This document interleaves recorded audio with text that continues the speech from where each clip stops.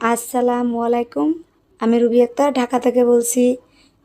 কাছে এবং দূরে, দেশ এবং দেশের বাইরে যে যেখান থেকে আমার ভিডিওটি দেখছেন, আশা করছি আল্লাহর রহমতে সবাই ভালো আছেন। আমরাও আলহামদুলিল্লাহ ভালো আছি।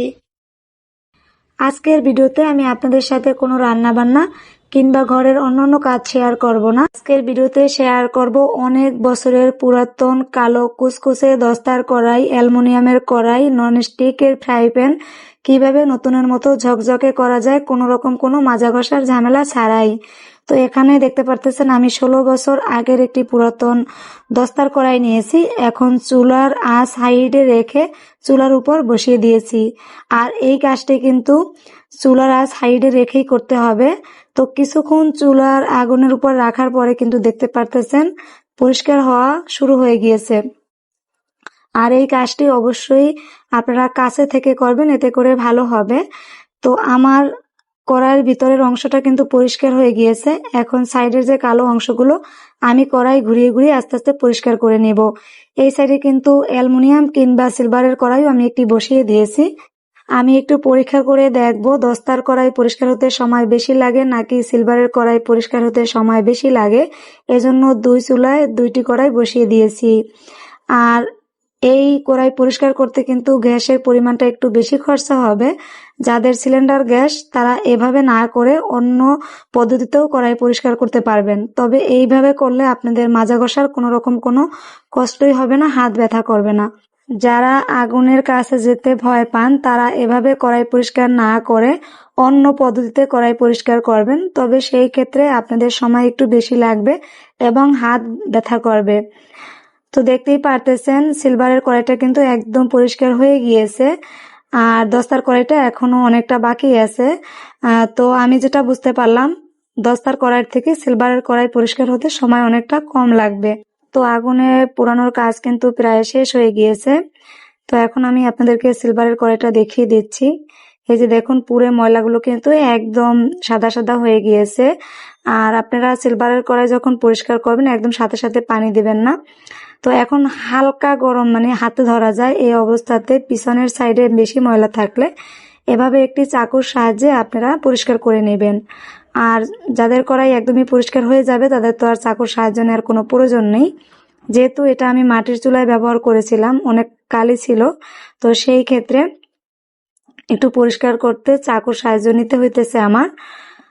আমরা মেয়েরা কিন্তু সংসারের একটা জিনিস সর্বোচ্চ ব্যবহার করার চেষ্টা করি। আমি চাইলে একটি নতুন কড়াই কিনতে পারতাম, তবে এই যে আমার সংসার জীবনের একদম প্রথম দিকের কড়াই, এটার জন্য মায়াই কিন্তু অন্যরকম। এজন্য আমি ভাবলাম পরিষ্কার করে নিই আর আপনাদের সাথেও একটু শেয়ার করি।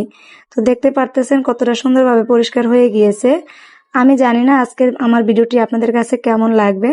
ভালো লাগলে প্লিজ একটি লাইক দিবেন। আপনি যদি আমার চ্যানেলে নতুন হয়ে থাকেন আপনি চাইলে আমার চ্যানেলটি সাবস্ক্রাইব করে রাখতে পারেন।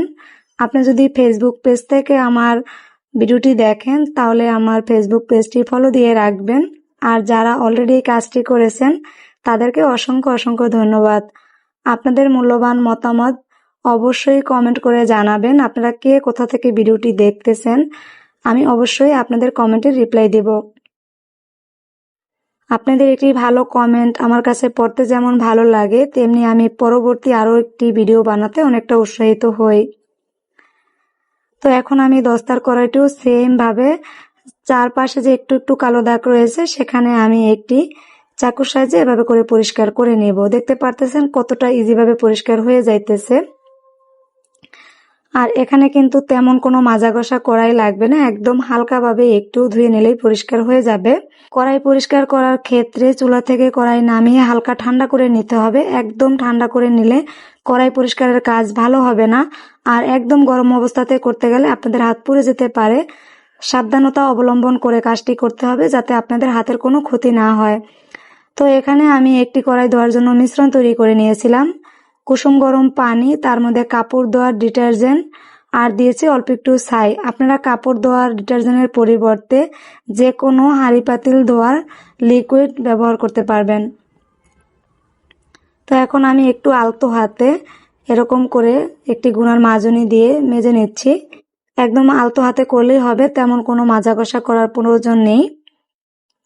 যেহেতু অনেকক্ষণ চুলায় পুড়িয়েছি, চারপাশটা একটু কালো কালো, ততটুকুই ধুয়ে নেব। তো কতটা ময়লা পরিষ্কার হইতেছে আপনারা কিন্তু দেখে বুঝতে পারতেছেন। আপনারা এভাবে বাসায় পরিষ্কার করলে আমাকে অবশ্যই কমেন্ট করে জানাবেন। আর এভাবে পরিষ্কার করলে আপনারা 100% একটা ভালো রেজাল্ট পাবেন। অন্য যতটা পদ্ধতি আমি দেখেছি তার থেকে এটাই আমার কাছে সব থেকে বেটার মনে হয়েছে, সেজন্যই আমি আপনাদের সাথে শেয়ার করলাম। পদ্ধতিতে আপনাদেরকে এখন ননস্টিকের ফ্রাই প্যানটিও পরিষ্কার করে দেখাবো। ননস্টিকের ফ্রাই প্যান চুলা হাই হিটে রেখে তার উপর আমি 10 মিনিট বসিয়ে রেখেছিলাম। এখন ফ্রাই প্যানটি গরম থাকা অবস্থাতেই একটি চাকুর সাহায্যে চারপাশের ময়লাগুলো এভাবে পরিষ্কার করে নেব। তো এখানেও সেমভাবে আমি একটি মিশ্রণ তৈরি করেছি। হালকা গরম পানি, তার মধ্যে কাপড় ধোয়া ডিটারজেন্ট আর অল্প একটু ছাই দিয়ে তারপর কিন্তু মিশ্রণটি আমি তৈরি করেছি। যতক্ষণ পারি আমি চাকুর সাহায্যে চারপাশের ময়লাগুলো এভাবে পরিষ্কার করে নেব। ননস্টিকের ফ্রাই প্যানগুলো অনেকদিন ব্যবহার করার পরে কিন্তু এরকম চারদিকে তেল ছিটে গিয়ে গিয়ে নোংরা হয়ে যায়, আমরা সবাই কম বেশি জানি। তবে বেশ কয়েকদিন পরে পরে পরিষ্কার করলে আর বেশি একটা নোংরা হয় না। তো আমি আপনাদেরকে টিউটোরিয়াল দেখাবো বলেই একটু বেশি ময়লা করেছিলাম, না হলে আমার কড়াই বা ফ্রাই প্যানগুলো এত একটা সাধারণত ময়লা হয় না। আসলে কিছু ভুল থেকে কিন্তু কিছু মানুষ শিখে। যেরকম আমি একদিন ভুল করে একটি কড়াই চুলার উপর বসিয়ে গিয়েছিলাম, আমার মনে ছিল না, খালি কড়াই। তো কড়াইটা একটু কালো কালো ছিল, পরবর্তীতে দেখি একদম পরিষ্কার হয়ে গিয়েছে। তো আমার সেই ভুল থেকেই কিন্তু আমার এই কাজটি শেখা। তো সেই জন্য আমি আপনাদের সাথে নিজেও এভাবে করে এখন পরিষ্কার করি আর আপনাদের সাথেও শেয়ার করি। তো যতটুকু প্রয়োজন ততটুকুই করব, তার বেশি না। এখন আমি এই মিশ্রণটি দিয়ে একটু পরিষ্কার করে দেখবো যে কতটা পরিষ্কার হইতেছে। তো আস্তে আস্তে আলতো হাতে ঘষে নেব। আপনারা দেখেই বুঝতে পারতেছেন আমি কিভাবে পরিষ্কার করতেছি। এত বেশি জোরে মাজা ঘষা করার কোনোই প্রয়োজন নাই, একদম আলতো হাতে করবেন। আপনাদের হাত ব্যথা করে এমন করতে হবে না, কারণ আমি যেহেতু আগুনে পুড়িয়েই করতেছি। তো এত একটা মাজা ঘষা করার কোনোই প্রয়োজন নেই। তো দেখতেই পারতেছেন অনেকটা কিন্তু হালকা হয়ে গিয়েছে। তো পিছন সাইডে যে একটু ময়লা ছিল আমি আবার একটু চুলায় বসিয়ে দেব, তাহলে আরো ক্লিন হয়ে যাবে। তো আমি আরেকটু সময় চুলায় বসিয়েছিলাম, এখন আমি এক এক করে আপনাদেরকে দেখিয়ে দিচ্ছি যে প্রত্যেকটা জিনিস আমার কতটা ভালোভাবে পরিষ্কার হয়ে গিয়েছে।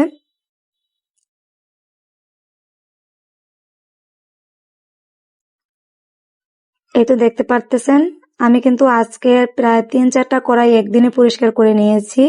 প্রত্যেকটা কড়াই আমার পরিষ্কার করতে 10 মিনিটের মতো সময় লেগেছে। অনেকের ক্ষেত্রে সময় কম বা বেশি লাগতে পারে, আমি হাই হিটে রেখে করেছি সেই জন্য সময়টা একটু কম লেগেছে।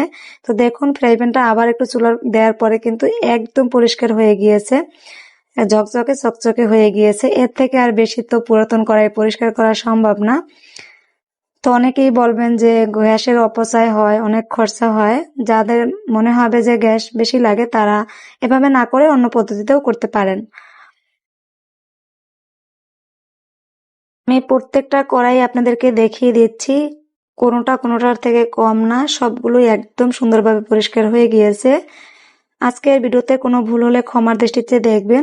আজকের ভিডিওটা এই পর্যন্ত, দেখা হবে অন্য কোনো ভিডিওতে। ততদিন সবাই ভালো থাকেন, সুস্থ থাকেন। আল্লাহ হাফেজ, আসসালামু আলাইকুম।